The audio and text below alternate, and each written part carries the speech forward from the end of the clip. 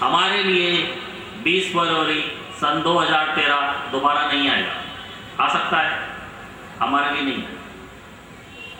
लेकिन ये डेट ब्रह्मा के लिए अनफ नहीं है।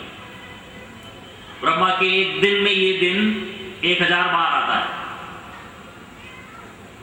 तो ब्रह्मा जी को अगर ये दिन का आइडेंटिफिकेशन हमें देना है तो हम कैसे देंगे? 1000 बार ये दिन आता है उनके कैलेंडर, उनके दिन में। तो हमें इस दिन का परिचय मनवंतर, कौन सा मनवंतर चल रहा है, कौन से मनवंतर में, वो मनवंतर में से कौन सा युग चक्र चल रहा है, उसके साथ में देना हो। तो कौन जानता है कि हम इस समय कौन से मनवंतर में हैं? यस, मतलब 7वें मनवंतर में। Very good.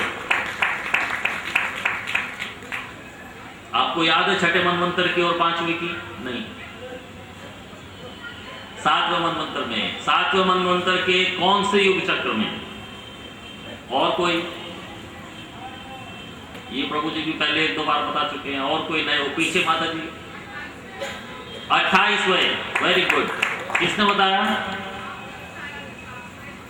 हाँ, वो मैंने बताया। तो हमें कैसे पता है कि ये 7वें मनवंतर का 28वां युग चक्र है? इसलिए हमें पता है कि ब्रह्मा जी के एक दिन में 1000 युग चक्र बीतने में भी केवल एक बार भगवान कृष्ण रूप में, जो रूप आपका इधर खड़ा है, इस रूप में भगवान ब्रह्मा जी के एक दिन में केवल एक बार आते हैं राम रूप में। और बाकी सब विष्णु अवतार, विष्णु तत्व, विष्णु अवतार, वो सब ब्रह्मा जी के एक दिन में 1000 बार आते हैं, लगभग सब। लेकिन भगवान कृष्ण रूप में ब्रह्मा जी के एक दिन में केवल एक बार आते हैं। तो अब आप लोग ये सोच लो, गणना कर लो कि आप कितने भाग्यवान हो कि इस समय हम मनुष्य शरीर में इस पृथ्वी पे जी रहे हैं, कि भगवान अभी आके केवल 5000 साल पहले ये लीला करके गए। अब ये दोबारा से भगवान यहाँ कृष्ण रूप में लीला करने के लिए कब आएंगे? 43,20,000 के आगे 3 जीरो और लगा दो, उतने साल के बाद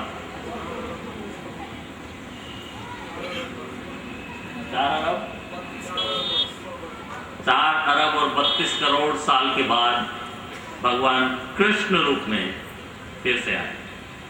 लेकिन वो गणना हमारे टाइम की है। ब्रह्मा के टाइम से वो रोज आते हैं और भगवान राम रूप में एक दिन में 1000 बार आते हैं। और भी ज्यादातर सब स्वरूप एक दिन में 1000 बार आते हैं। और हम कहते हैं कि भगवान आते नहीं, जबकि भगवान रोज आते हैं ब्रह्मा जी के एक दिन में। तो ये ब्रह्मा जी के टाइम को समझने के लिए, ब्रह्मा जी के महत्व को समझने के लिए, ब्रह्मा जी के दृष्टिकोण, क्योंकि जो बताया 4 अरब और 32 करोड़ साल, वो तो केवल एक दिन है ब्रह्मा का। फिर 4 अरब और 32 करोड़ साल की रात आएगी। ऐसे ही उसका हफ्ता, ऐसे उसका महीना, ऐसे उसके साल, और उसके 100 साल उम्र है उनकी। आजकल हमारे ब्रह्मा कितने उम्र के हैं? कौन बता सकता है? हाँ, 56। किसने बताया 56?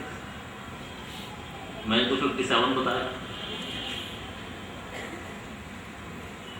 अपनी उम्र 1 साल कम कर ली तो इतना फर्क नहीं पड़ेगा, ब्रह्मा जी की 1 साल कम करी तो बहुत बड़ा अंतर है। अपनी तो हम वैसे भी 1-2 कम बताते यूजुअली, और कितने लोग अपनी 1-2 कम बताते हैं, 4-5 भी कम बता लेते कभी कभी। लेकिन ये बहुत लंबा टाइम है। खैर उससे कुछ इतना खास फर्क नहीं पड़ता। व्यास जी हरे कृष्ण, ये गॉड पार्टिकल का जो नया कॉन्सेप्ट चल रहा है, आविष्कार जो हुआ है, इसके बारे में कुछ बताएं। किसका? God particle. God particle? Yes.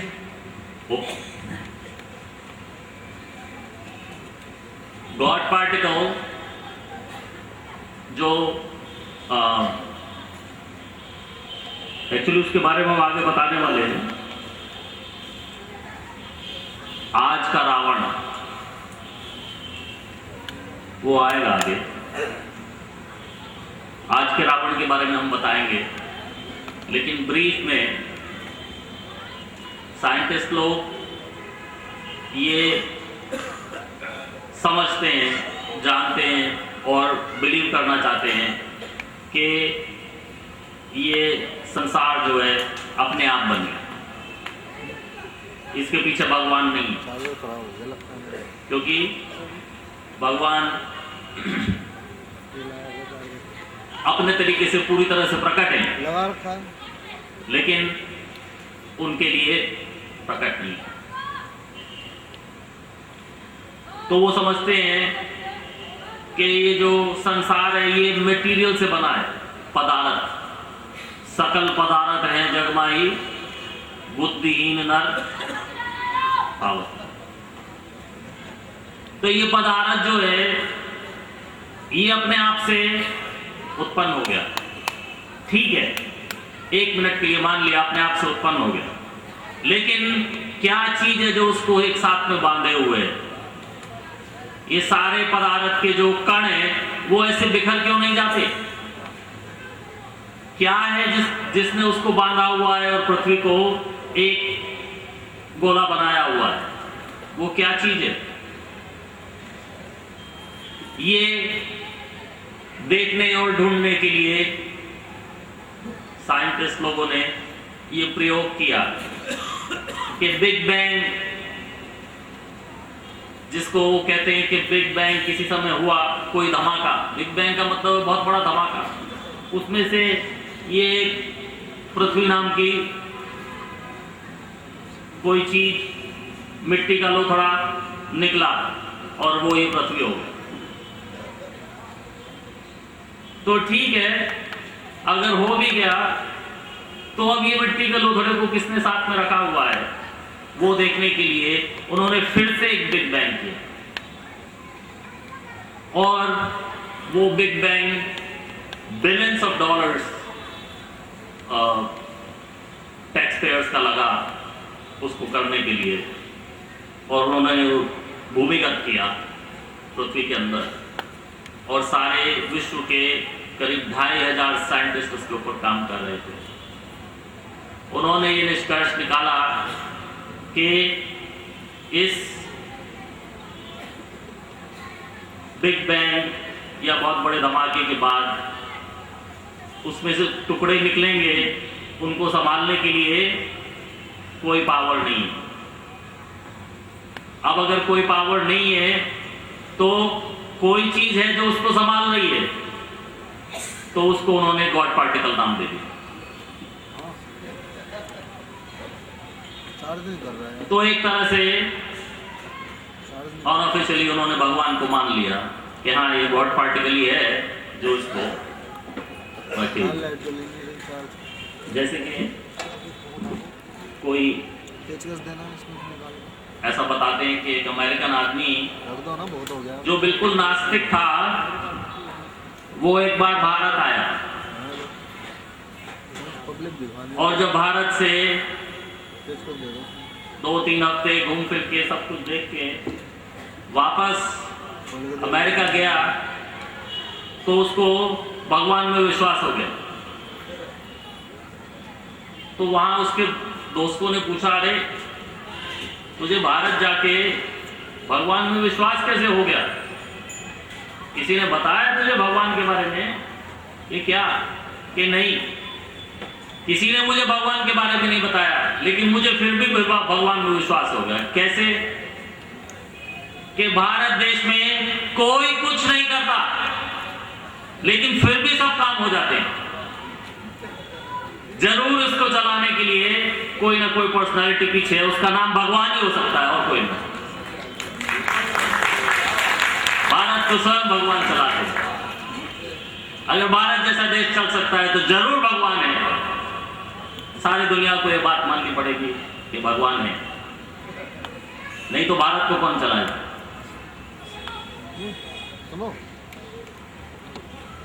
हम समझते हैं, हमारे पॉलिटिशियन लोग ऐसा समझते हैं कि वो चला रहे हैं, लेकिन वो नहीं चला रहे।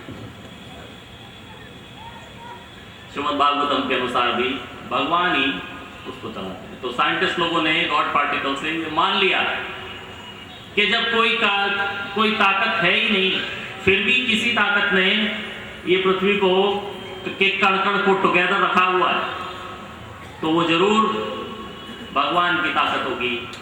वो गॉड पार्टिकल है जो उसको साथ में रखे। ठीक है प्रभु जी, और कोई प्रश्न? और कोई प्रश्न? ब्रह्मा जी के बारे में, ब्रह्मा जी के बारे में बताया। हरे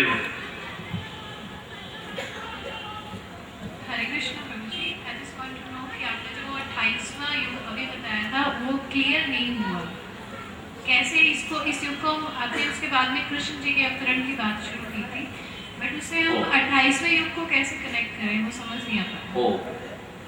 ऐसा है कि ब्रह्मा जी के हर दिन में जो 14 मनवंतर आते हैं, उसमें से हर रोज 7वें मनवंतर के 28वें युग चक्र में भगवान कृष्ण रूप में आते हैं। ये बात पत्थर पे लिखी हुई है, इसको कोई चेंज नहीं कर सकता। तो क्योंकि भगवान अभी 5000 साल पहले आके गए हैं, तो उससे भी ये इंडिकेशन होता है कि हम 7वें मनवंतर के 28वें युग चक्र में चल रहे हैं। ठीक है, और कुछ?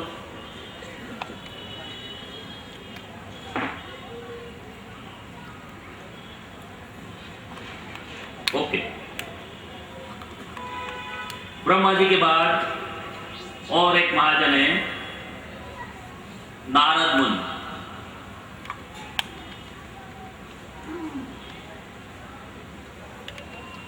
महर्षि नारद जो ब्रह्मा जी की संतान है, ब्रह्मा जी की संतान उनको माना जाता है और ब्रह्मा जी से प्रकट होते हैं और उनको ब्रह्मा जी की प्रथम संतान भी माना जाता है। तो नारद मुनि भी जीवात्मा है, लेकिन श्रीमद् भागवतम में जो 24 अवतारों की कथा है, उसमें नारद मुनि 24 में से एक अवतार भी।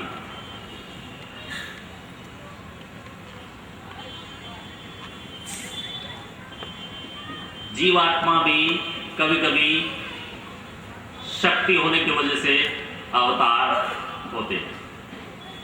भगवान की बहुत सारी शक्तियां हैं, उसमें से एक शक्ति है भक्ति शक्ति। भक्ति शक्ति के प्रेजाइडिंग रिप्रेजेंटेटिव, उसके सबसे बड़े अधिकारी इस ब्रह्मांड में नारद जी। नारद जी लोगों को भक्ति का मार्ग दिखाते हैं, लोगों के लिए भक्ति का मार्ग सुगम करते हैं। भगवान की जब लीला होती है तो वो उसमें भी हिस्सा लेते हैं। जैसा कि काफ़ी सारे जो मूवी सीरियल भगवान के लीला के बारे में आते हैं उसमें दिखाया जाता है कि नारद जी एक तरह से ऐसा दिखता है कि किसी खलनायक का रोल कर रहे हैं, लेकिन वास्तव में वो खलनायक का रोल नहीं है, क्योंकि भगवान के अगेंस्ट कोई खलनायक चलता नहीं। भगवान के अगेंस्ट कोई भी खलनायक खड़ा हो ही नहीं सकता। तो नारद जी सारे भागवतम में ज़्यादातर जो भी बड़े बड़े भक्त हुए हैं उनके गुरु स्वयं नारद। श्रीमद् भागवतम में ध्रुव महाराज की कथा आती है। ध्रुव महाराज घर से 5 वर्ष की उम्र में तपस्या करने निकल गए थे। क्यों? क्योंकि उनको भगवान की प्राप्ति करने की नहीं, उन्हें अपने पिता से बड़ा राज्य चाहिए था, या उन्हें अपने घर में, अपने राजमहल में अपना अधिकार चाहिए था, क्योंकि उनकी सौतेली माँ ने उनसे वो अधिकार छीन लिया। तो उनकी अपनी माँ ने बताया कि देख, वो अधिकार मैं तुझे वापस नहीं दिला सकती, लेकिन भगवान दिला सकते। तो भगवान कहाँ मिलेंगे? भगवान तो वहां जंगल को मिलेंगे। तो ध्रुव महाराज वहां तपस्या के लिए गए, लेकिन उनकी माता ने केवल, उनकी माता उनकी पहली गुरु है, उनको कहा जाता है पथ प्रदर्शक गुरु। उनकी माता ने उनको मार्ग बताया भगवान की तरफ कैसे जाना। उसके आगे से एक एक स्टेप पे नारद मुनि ने उनको गाइड किया। नारद मुनि उनके गुरु थे। नारद मुनि ने बताया कि तुझे विष्णु की तपस्या करनी चाहिए। और जब ध्रुव महाराज को भगवान विष्णु के दर्शन हो गए तो आए तो थे अर्थार्थी। अर्थार्थी मतलब भगवान से कुछ मांगने के लिए।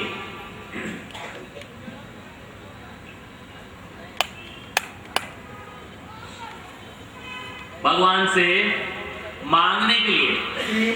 लेकिन जब उन्हें स्वयं भगवान विष्णु के दर्शन हुए तो उन्होंने कहा, मैं आपसे टूटे हुए कांच के टुकड़े मांगने वाला था, और आपका दर्शन ने मुझे हीरे जवाहरात दे दिए। जैसे कि कांच का टूटा हुआ टुकड़ा भी कभी हीरे की तरह चमकता है, लेकिन वो हीरा नहीं है। कोई भी उसको अपनी अंगूठी में लगा के नहीं दिखाता, देख मैंने कांच लगाया है मेरी अंगूठी में, हीरा ही लगा के दिखाया जाता। तो हीरा और कांच एक जैसे दिखने में भी जमीन आसमान का अंतर। तो ध्रुव महाराज को ये अनुभूति हुई, ये रियलाइजेशन हुआ कि मैं वास्तव में जो मैं मांग रहा था वो कांच के टूटे हुए कांच के टुकड़ों के समान तुच्छ है, और आपका दर्शन मेरे लिए बहुत बड़े कोहिनूर हीरे से भी बड़ा हीरे की प्राप्ति है। अब मुझे और कुछ नहीं चाहिए, मुझे अपने राजमहल में स्थान नहीं चाहिए, मुझे अपने पिता से बड़ा राज्य भी नहीं चाहिए, मुझे कुछ नहीं चाहिए, मुझे केवल अपनी शरण में ले लो। तो भगवान उसकी भक्ति से प्रसन्न हुए। जब वो गया था वो भक्ति नहीं थी। हम उसको भक्ति कहते हैं कि हम जाएं मंदिर और जाके कहें ओम जय चित्ते नोट हरे,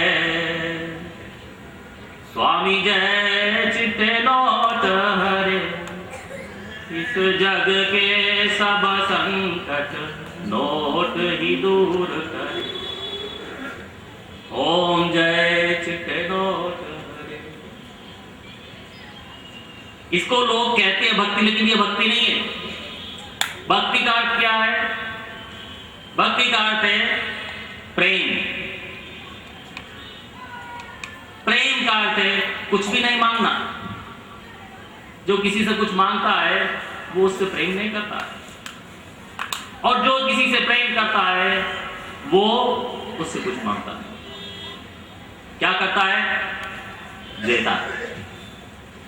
हम जिससे प्रेम करते हैं हम उसको देते हैं, उसके लिए करते हैं, उसकी सेवा करते हैं, उसके लिए कार्य करने में हमें दिल से खुशी मिलती है। उस खुशी से हमें संतुष्टि मिलती है।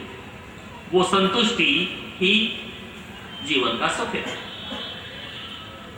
जो नोटों से जो संतुष्टि हम खरीदने की कोशिश करते हैं, वास्तव में वो संतुष्टि प्राप्त नहीं हो सकती। लोभ, काम, क्रोध, लोभ, मोह, मद, मत्सर, ईर्ष्या, ये सब चीज हमें नोटों से प्राप्त हो सकती है, लेकिन भक्ति नहीं। तो ध्रुव महाराज जब तपस्या के लिए गए, उस समय वो भक्ति में स्थित नहीं थे। उनके पास एक मोटिव था, मेरा अपमान किया गया, मेरी सौतेली मां ने मेरा अपमान किया, मेरा अधिकार है कि मैं अपने पिता की गोद में बैठूं, मेरा अधिकार छीना है और कोई मुझे न्याय नहीं दिला सकता, आप मुझे न्याय दिला। ये भक्ति नहीं होती। लेकिन नारद जी ने उसके मन को भक्ति में परिवर्तित किया। भगवद गीता में भी भगवान कहते हैं कि 4 तरीके के लोग मेरे पास में आते हैं। आरती मीनिंग दुखी, डिस्ट्रेस, और जिज्ञासु, ज्ञानी और अर्थार्थी। जिनको कुछ चाहिए, जो क्यूरियस हैं, जिज्ञासा है, जो दुखी हैं, और जो परम ज्ञानी। परम ज्ञानी मतलब जिनको ये बात समझ में आ गई कि सब कारणों के कारण तो भगवान ही है, मुझे और किसी चीज की जरूरत नहीं है, मुझे केवल भगवान मिल जाए बस। जैसे कि अर्जुन को ये बात समझ में आ गई थी महाभारत के युद्ध से पहले, जब वो भगवान के पास गया तो भगवान ने क्या कहा कि एक तरफ मेरी चतुरंगिनी सेना और एक तरफ मैं अकेला, वो भी निहत्था, दोनों में से जो तुझे चाहिए एक ले ले। अर्जुन ने क्या कहा, मुझे आप अकेले निहत्थे बहुत हो, मुझे नहीं चाहिए चतुरंगिनी सेना। और दुर्योधन बड़ा खुश होके चतुरंगिनी सेना ले गया, क्योंकि उसको ये बात समझ में नहीं आई कि उसको लग रहा था कि बाहुबल से, भुजबल से युद्ध जीता जा सकता है। युद्ध भुजबल से और बाहुबल से नहीं जीते जाते।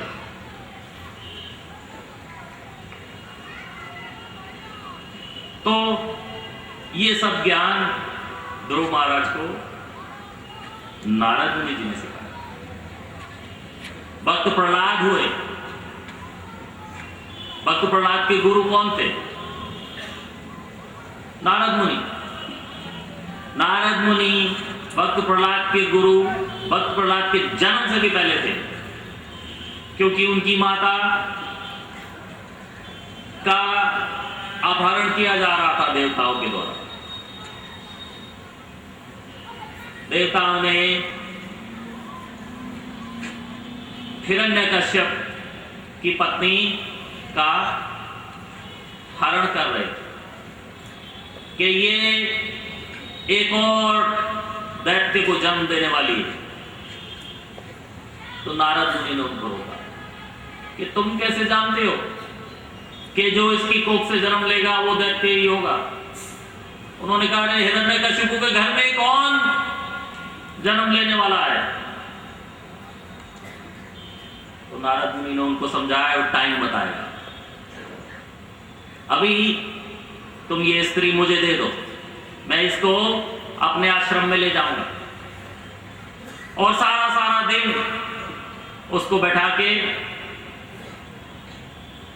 नारद मुनि भागवतम सुनाया करते थे।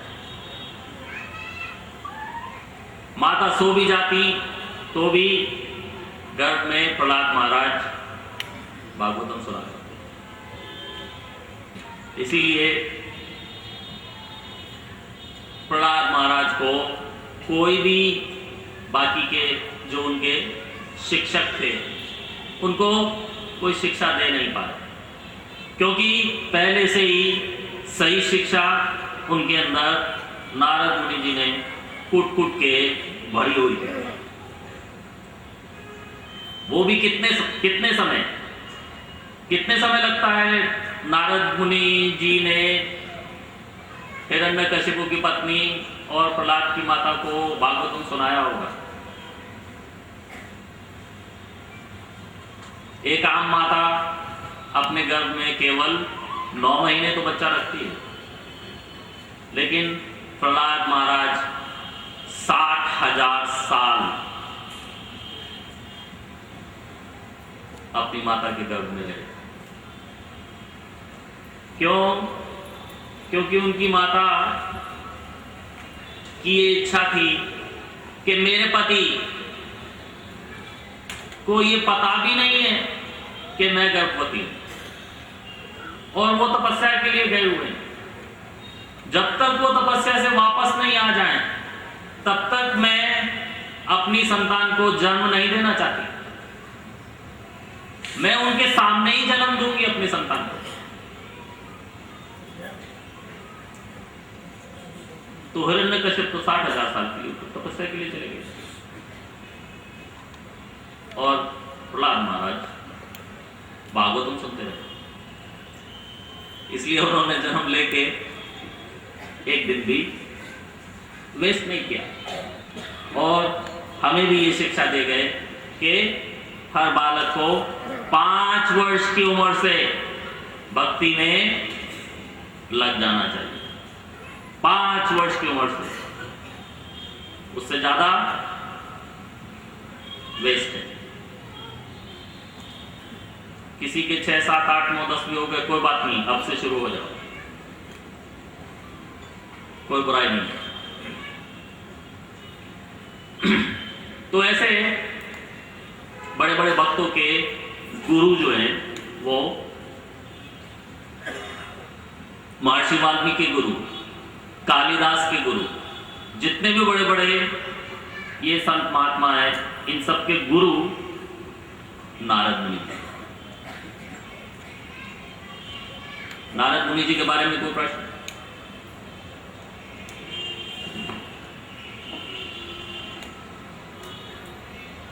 तो हम अगले महाजन पे जाएं, अगर नारद मुनि जी के बारे में कोई प्रश्न नहीं है तो।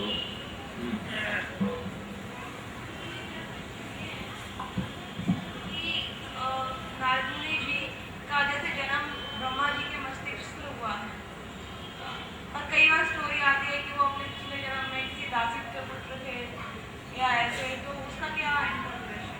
कई बार स्टोरी नहीं आती, वो भागवतम के अनुसार ही है, वो स्टोरी है, वो लीला है। नारद मुनि जी पिछले जन्म में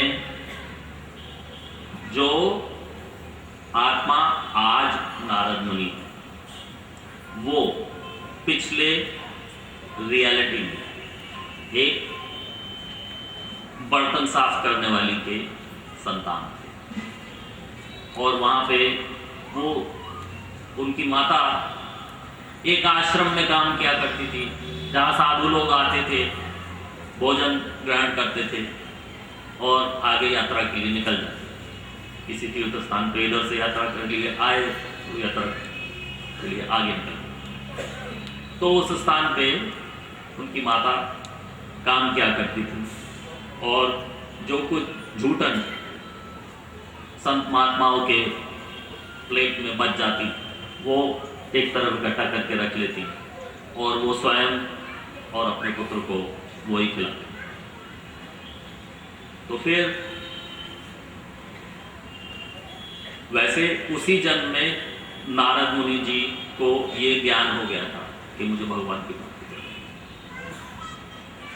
लेकिन उनको बताया गया कि तुम्हारी माता ने इतने साल पाल पोस के बड़ा किया, तो तुम्हारी ये कर्तव्य है कि तुम अपनी माता का बुढ़ापे में ध्यान दो।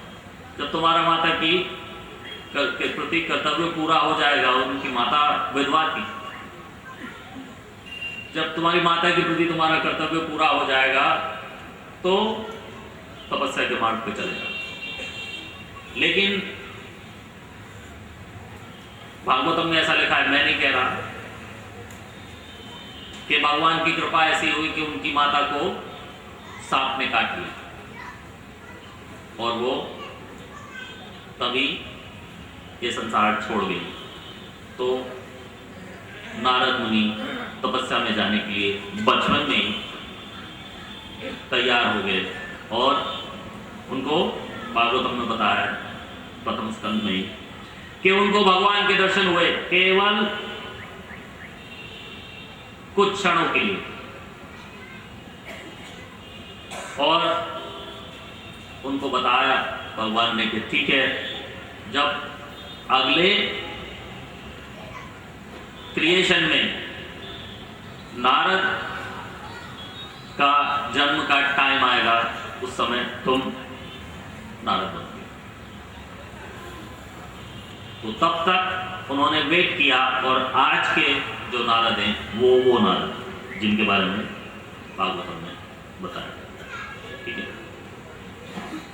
और हरे कृष्ण, जो आपने भी ध्रुव से रिलेटेड कथा सुनाई है, वो जो आकाश में ध्रुव तारा चमकता है, क्या उससे कोई वही तो वो कैसे तारा बने? वो तारा नहीं बने। भगवान ने जब उनको दर्शन दिए तो ध्रुव महाराज ने तो मना कर दिया, मुझे कुछ भौतिक नहीं चाहिए, मुझे आपके दर्शन मिलने से इतना सुख, इतनी संतुष्टि प्राप्त हो गई है, अब मैं बाकी सारा जीवन केवल आपके दर्शन मात्र, जो मेरे आंखों में, मेरे हृदय में जो छवि बन गई है आपके दर्शनों की, उससे मैं अपना सारा जीवन बिता लूं। लेकिन भगवान उसकी बात से प्रसन्न हुए, और भगवान ने कहा ठीक है, तू बना भी लेगा तो भी मैं तुझे तेरे पिता से भी बड़ा लोक का राजा बना दूंगा। और वो जो ध्रुव तारा, वो वास्तव में एक दूसरा लोक है जो यहाँ के टाइम पे से नहीं चलता, मृत्यु लोक से बाहर है।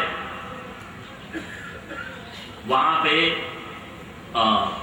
ध्रुव महाराज को अपना बाकी का जीवन पृथ्वी पे बिताने के बाद जब उनकी आयु पूरी हुई, तो उनको लेने के लिए विमान आया कि आपको ध्रुव लोक ले जाएंगे, आपका जो लोक है। और ध्रुव महाराज ने विमान में बैठने से इनकार कर दिया, जब तक मेरी माँ नहीं जाएगी, ये मेरी पथ प्रदर्शिका गुरु है, जब तक मेरी माँ नहीं जाएगी मैं नहीं जाऊंगा, इसी ने मुझे भेजा था तपस्या के लिए। तो दूतों ने हाथ जोड़ के कहा, हमें पता है आपकी माँ का तो पहले से दूसरा जहाज आया हुआ है, वो उसमें बैठ के जाएंगे, आप इसमें बैठ के जाओ। ठीक है, सॉरी मैंने पूरा बताया नहीं अपने आप से, क्योंकि ज्यादातर जहां मैं भागवतम बताता हूं, कथाएं तो सबको मालूम है, लेकिन मेरा बताने का अंदाज दूसरा है।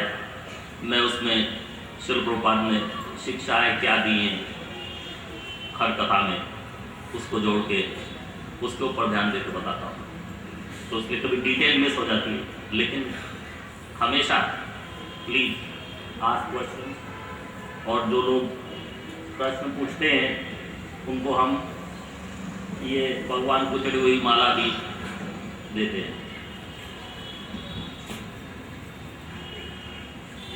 और कोई प्रश्न?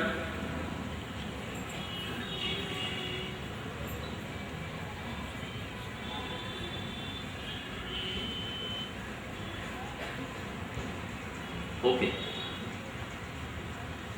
है कोई प्रश्न कि हम आगे चलें? है? हरे कृष्णा प्रभु जी, जब ध्रुव महाराज विमान में बैठने लगे तो मृत्यु उनके सामने आ गई, तो मृत्यु के ऊपर पैर रख के वो विमान पे चढ़ गए। ऐसा भागवतम में बताया गया है, इसको थोड़ा क्लियर कीजिए। उसमें क्लियर क्या है? मतलब अब उन्होंने एक सीढ़ी पे पैर रख के चढ़े या किसी पत्थर पे पैर रख के चढ़े या मृत्यु के पैर के ऊपर पैर रख के चढ़े, जो इंसान ये संसार को, हम इस संसार को त्यागते हैं मृत्यु से, और जो लिबरेटेड सोल है वो मृत्यु, हम इस संसार को त्यागते हैं मृत्यु के कारण, और जो लिबरेटेड सोल है वो इस संसार को त्यागता है मृत्यु के ऊपर से। ये हरि बोल। Thank you.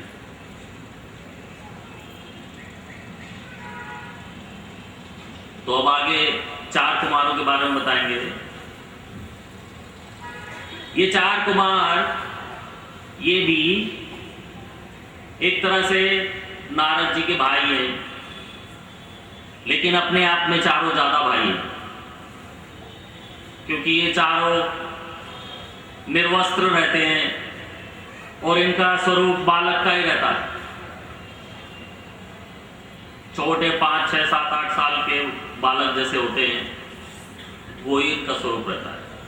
वास्तव में इनके कार्य भी नारद मुनि जी की तरह ही हैं। नारद मुनि जी 1-to-1 शिक्षा देते हैं। ये 4 कुमार, जैसे हम यहाँ भगवत कथा कर रहे हैं, आप लोगों के सहयोग और प्रोत्साहन की वजह से, इस तरह से ये भागवत कथाएं अनंत काल से और अनंत लोकों में होती रहती है। उनको कराने के लिए हाईएस्ट अथॉरिटी ये 4 कुमार हैं। सुखदेव महाराज से भी ऊपर ये 4 कुमार। ये 4 कुमार हमेशा वेदों का, शास्त्रों का प्रवचन देते रहते हैं। भागवतम, जहाँ कहीं कोई आध्यात्मिक क्राइसिस हो, ये रेस्क्यू टीम है, ये लोग वहाँ जाते हैं और वहाँ भगवान के बारे में बताते हैं। हेलो, ये खाली कंपैरिजन के लिए बता रहा हूँ, ये नारद जी से ऊपर है। क्यों और कैसे? ये लोग परफेक्ट हैं। काम में हो रहा था ना, या काम पकड़ रखा था, इसी में बिजी हूँ। ये कभी कोई भूल नहीं करते, ये भागवत कथा हो रही है 7 दिन। ये कभी कोई गलती नहीं करते। नारद जी की आपने बहुत सी कथाएं सुनी है हमारा जी अपने स्मारक के बगल में, कि नारद जी को कभी भी वहीं पे हो रही है पार्क। जयपुर स्मारक के अभिमान हो जाता है। पार्क नहीं पड़ता सेक्टर 8-9 का, पॉलिसी को उसी में टाइम मिथ्या अहंकार वो आ रखा है, हरे राम हरे कृष्ण, हो जाता है और वो भगवान उसको उसी में होगा। करेक्ट करते हैं। जैसे कि वो भागवतम के शुरू में भक्ति को, जो वृंदावन में रो बिलक रही थी, अच्छा, उनको ये प्रॉमिस करके गए यहाँ पे कि मैं अभी जाके भगवान से स्वयं आपके जो पुत्र वैराग्य हैं? और ज्ञान है, इनके ठीक होने का उपाय मैं अभी पता करके आता हूं। कितने का बना हुआ है क्या? तो जब भक्ति ने पूछा, क्या आप ऐसे ही जाके स्वयं भगवान कृष्ण से पूछा हो? कि हाँ, मेरे लिए तो कोई। तो उसमें भगवान ने थोड़ा सा मिथ्या अहंकार भाप लिया और वर्षों तक नारद जी भगवान के धाम जाने का मार्ग ढूंढते रह गए। जो कि मन की गति से चलते हैं। जैसे ही मन में जो इच्छा आई जहाँ जाने की, फौरन वहाँ, वो उनकी गति है। लेकिन वर्षों ढूंढते रहे और भगवान के पास नहीं पहुंचा। तो जब उनको अपने आप से ये भान हो गया कि हाँ, मैं आज नहीं पहुंच पा रहा हूँ, मैं इतने वर्षों से अपना कार्य नहीं कर पा रहा हूँ क्योंकि मैं अहंकार करके चला था इस कार्य के लिए, तब उन्होंने मनी मन भगवान से क्षमा मांगी और भगवान ने उनको क्षमा किया और उनको दर्शन दिए। और भी एक जगह भगवान को उन्होंने अपने आप को, वैसे वो बाल ब्रह्मचारी हैं, तो इस बारे में उनको एक बार ये मिथ्या अहंकार हो गया कि किसी स्त्री के मोह में मैं नहीं पड़ने वाला। कोई स्त्री कितनी भी सुंदर हो, मुझे कुछ फर्क नहीं पड़ता। भगवान ने कहा अच्छा। भगवान स्वयं स्त्री रूप में एक राजकुमारी के रूप में आ गए और नारद मुनि का पैर फिसल गया।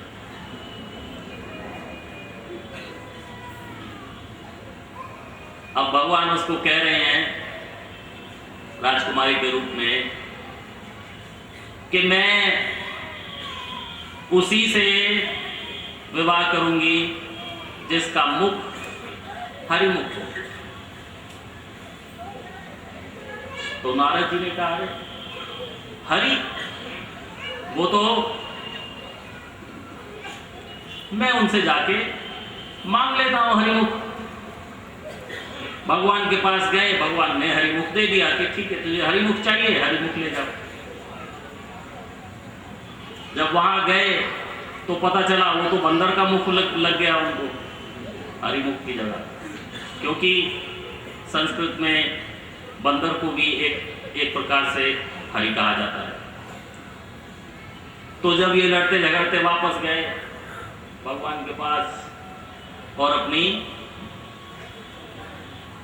कथा सुनाई कि आपने क्या हालत मेरी बना दी, मैं आपसे हरिमुख मांगने आया था, आपने मुझे वानर मुख दे दिया और वहां सभा में जहां स्वयंवर हो रहा था सारी दुनिया मेरे ऊपर हंसी, मेरी जगहसाई हो गई। आपने इतना बुरा मेरे साथ क्यों किया? मैं श्राप देता हूं आपको। और जाके भगवान को ही श्राप दे।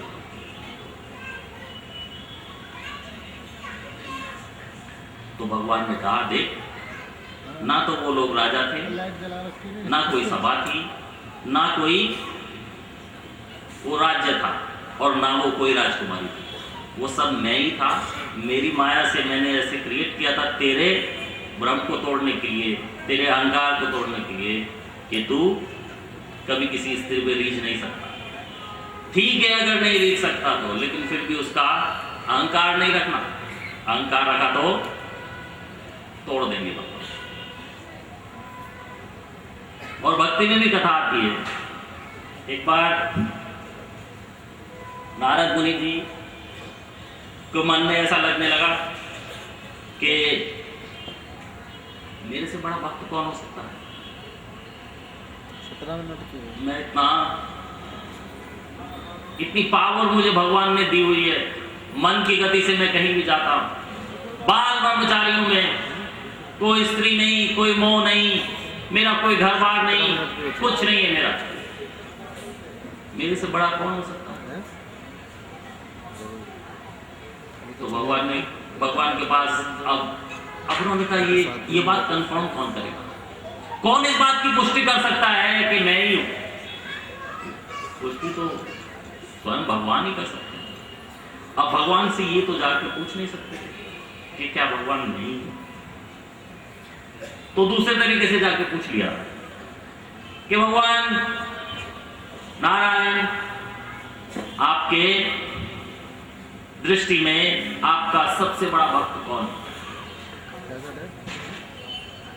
तो नारायण ने कहा अरे क्या फर्क पड़ता है नारद, तू भी भक्त है, और भी बहुत सारे भक्त हैं, सब बड़े भक्त हैं।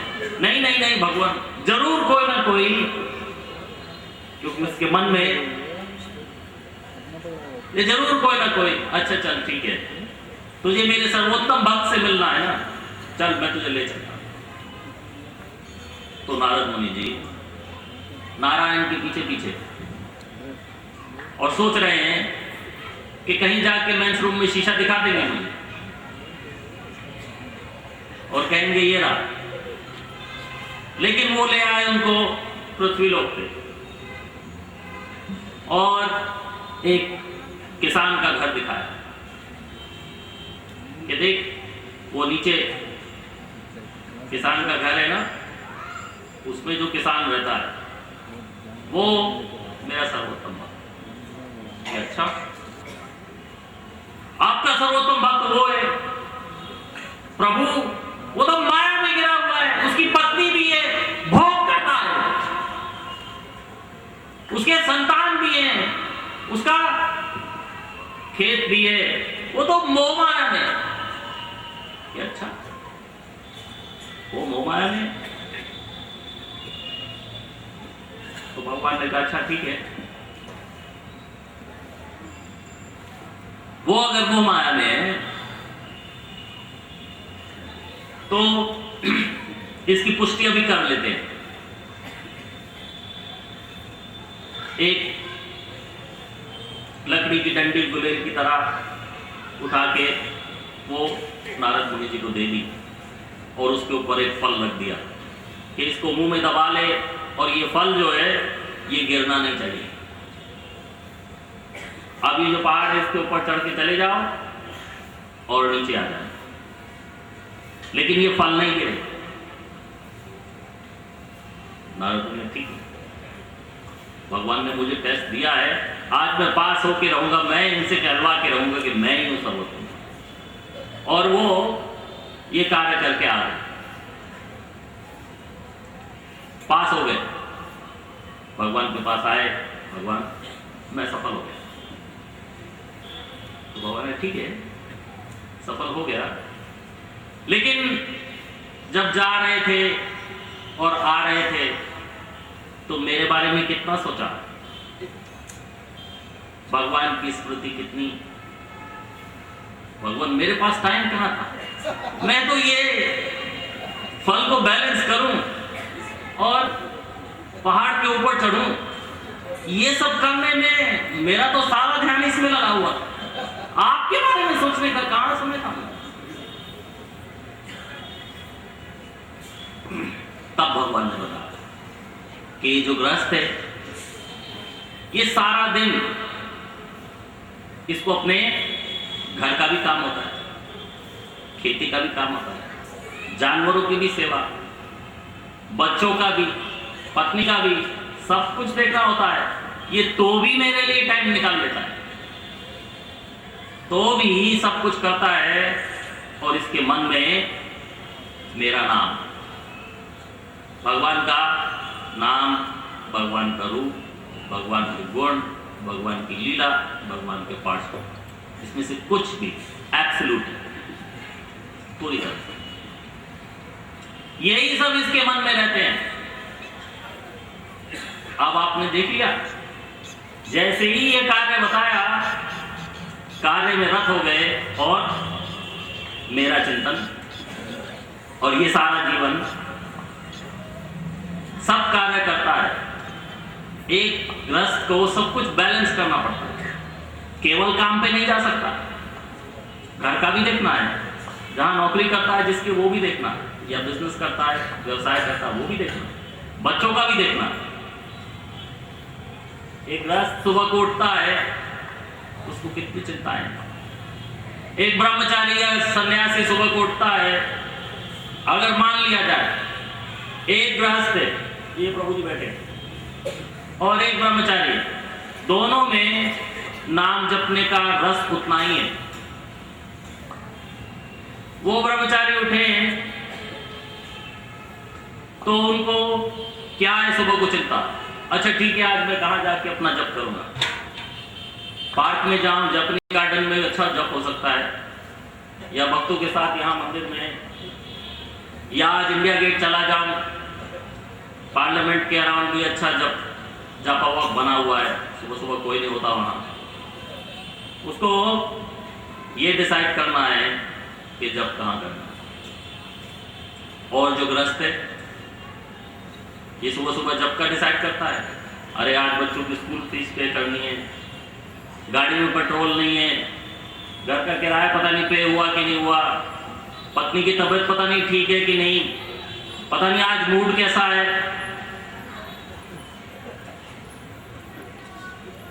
दुनिया भर की चिंताएं एक ग्रस्त होती है, लेकिन फिर भी अगर वो सबको निभाते हुए वो भगवान को भी याद करता है, भगवान का भी चिंतन करता है, भगवान नाम का जप करता है, भगवान का नाम, भगवान का रूप, भगवान के गुण, भगवान की लीला और भगवान को पार्षद, किसी तरह से भी वो भगवान की सेवा करता है, तो भगवान उसको और ज्यादा अप्रिशिएट करते,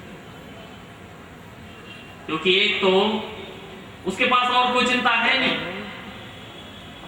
मुझे तो केवल नाम जप की चिंता है, दूसरे के पास और सैकड़ों चिंता है तो भी वो नाम जप करता, तो कौन उत्तम हुआ? तो नारद मुनि को ये बात कि मैं हो सकता है सर्वोत्तम भक्त नहीं हूं। उसका अर्थ ये नहीं है कि हर गृहस्थ सर्वोत्तम भक्त होता है, और उसका अर्थ ये भी नहीं है कि ब्रह्मचर्य का जीवन बहुत सरल है। ब्रह्मचर्य का जीवन भी सरल नहीं, संन्यास का जीवन भी सरल नहीं, लेकिन फिर भी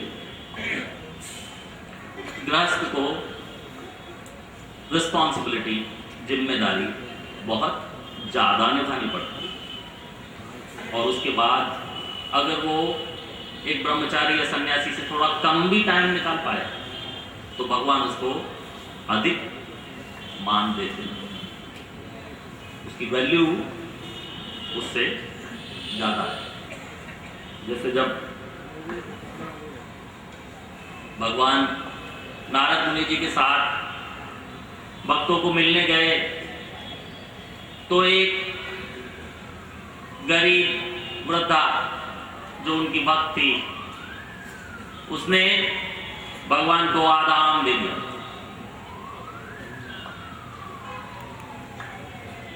और दूसरे भक्त को मिलने गए तो वहां पूरा 56 भोग। जब भगवान से पूछा गया तो भगवान ने कहा जिसने मुझे आधा आम दिया था उसका त्याग मुझे ज्यादा पसंद आया, उसकी सेवा में मुझे ज्यादा आनंद आया। क्यों? उस समय उस बिचारी वृद्धा भक्तिन स्त्री के घर में उस एक आम के अलावा और कुछ खाने की वस्तु नहीं थी, वो भी आधा सड़ा हुआ था, तो उसने आधा जिस तरह से ठीक था वो मुझे दे दिया, और जिसने 56 भोग मुझे दिए उसके पास तो बहुत कुछ था। तो भगवान हमारी भावना देखते हैं, और हमें जो कुछ भी भोजन हम घर में बनाते हैं, स्वयं खाते हैं और अपने परिवार के लिए, वो सारा हमें पहले भगवान को अर्पण करना चाहिए। ये नहीं कि भगवान को थोड़ी सी चीनी दे दी और 56 भोग हमारे बन रहे हैं, थोड़ी सी चीनी भगवान खा लो बस। ऐसा नहीं है कि भगवान केवल मिष्ठान खाते हैं। भगवान कहते हैं भगवद गीता में पत्रम पुष्पम फलम तोयम, मिष्ठान तो आया ही नहीं इसमें, कोई बात नहीं, वो फल ही होता है गन्ना जिसकी चीनी बनती है, तो वो एक तरह से वो भी है, लेकिन सब कुछ हमें भगवान को अर्पित करना है। तो ये जो 4 कुमार हैं ये जन्म लेते ही नारद मुनि जी से शिक्षा प्राप्त करके तपस्या में चले गए और इनको ये वरदान है कि इनके ऊपर किसी माया का, किसी प्राकृतिक विपदा का, किसी भी भौतिक वस्तु का कोई असर नहीं होगा। वो इस संसार में रहते हुए भी इस संसार से परे है, क्योंकि इस संसार की कोई भी बुराई उनको छू नहीं सकती। ये 4 कुमार महाजन, जो कुछ भी शब्द उनके मुंह से निकलता है वो बिल्कुल परम सत्य है। उनके मुख से कभी परम सत्य के अलावा कुछ नहीं निकलता। कोई प्रश्न कुमारों के बारे में? यस।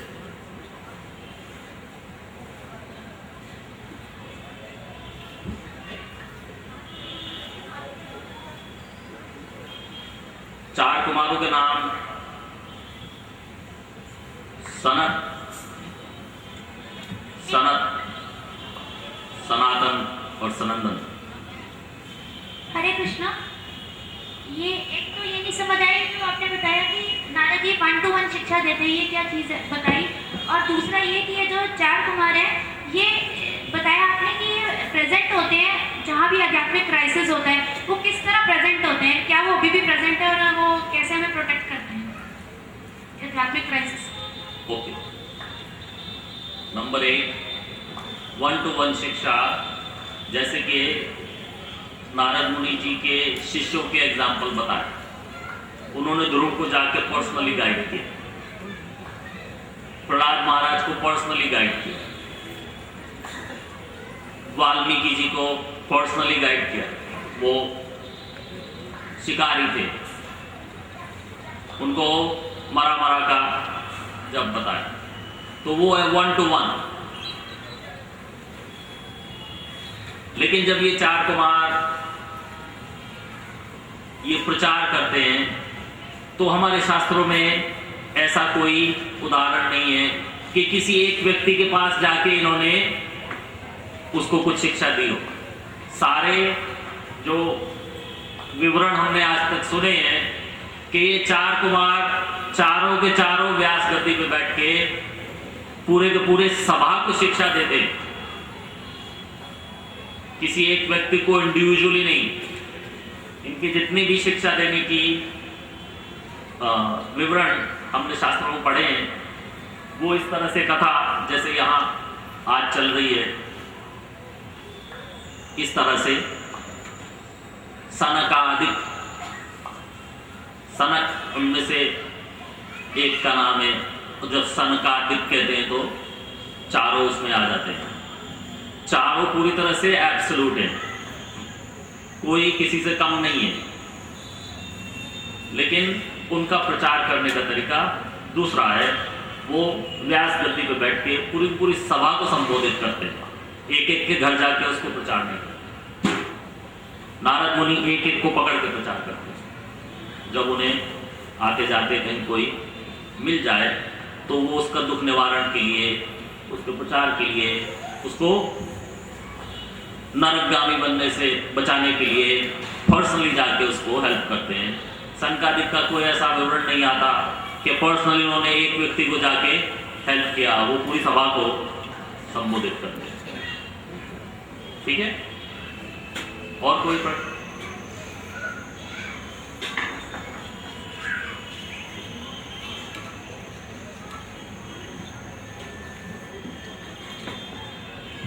हरे कृष्णा, जैसे ब्रह्मा कहीं कहीं विवरण आता है कि ब्रह्मा जी पर भी कभी कभी माया का प्रभाव हो जाता है।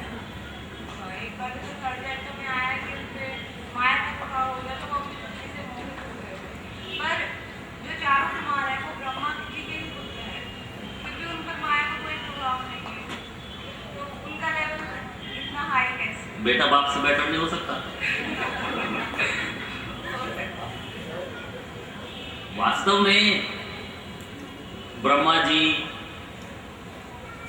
अपनी पुत्री या देवी सरस्वती से मोहित नहीं हो गए थे। वो एक लीला है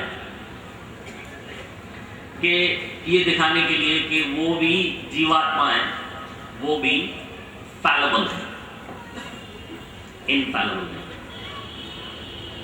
ऐसा कुछ नहीं है जैसे आम लोगों को वासना होती है, ब्रह्मा जी को वैसे वासना हो रही है, ऐसा कुछ नहीं। वो केवल एक लीला है और वो बहुत छोटी सी subtle, it's not very much. केवल एक सेकंड के लिए वो मोहित ही हुए थे, बस, उसके आगे और कुछ नहीं। वो भी लीला थी और कुछ।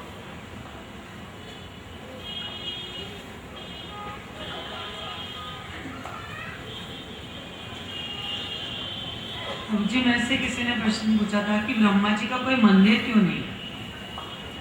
ब्रह्मा जी का मंदिर है, एक जगह बताया हुआ है, बाकी जगह जगह पे मंदिर उनका क्यों नहीं है, तो इसका प्रत्युत्तर क्या होगा। ब्रह्मा जी को श्राप है। ब्रह्मा जी श्राप देते हैं कि इस धरती पे, इस संसार में उनका कोई मंदिर नहीं होगा। ये भी एक लीला ही है और उसकी एक एक्सेप्शन भी है कि उनका एक मंदिर है पुष्कर में, जो बहुत महत्वपूर्ण मंदिर है। उसके अलावा बहुत सारे मंदिरों में ब्रह्मा जी की स्थापना ऐसे छोटी सी मूर्ति शिवलिंग के चारों तरफ जो मूर्तियां लगाई होती हैं उसमें होती है, लेकिन किसी मंदिर को कभी ब्रह्मा का मंदिर नहीं कहते। कोई संसार में ऐसा मंदिर नहीं मिलेगा जिसको कहा जाए वहां ब्रह्मा का मंदिर है। वो केवल एक है और वो पुष्कर में है और उसका बहुत महत्व है, क्योंकि सारे संसार में जिसका केवल एक मंदिर है तो अपने आप से महत्वपूर्ण होगा। वहां पे ब्रह्मा के मुहूर्त से काम होते हैं।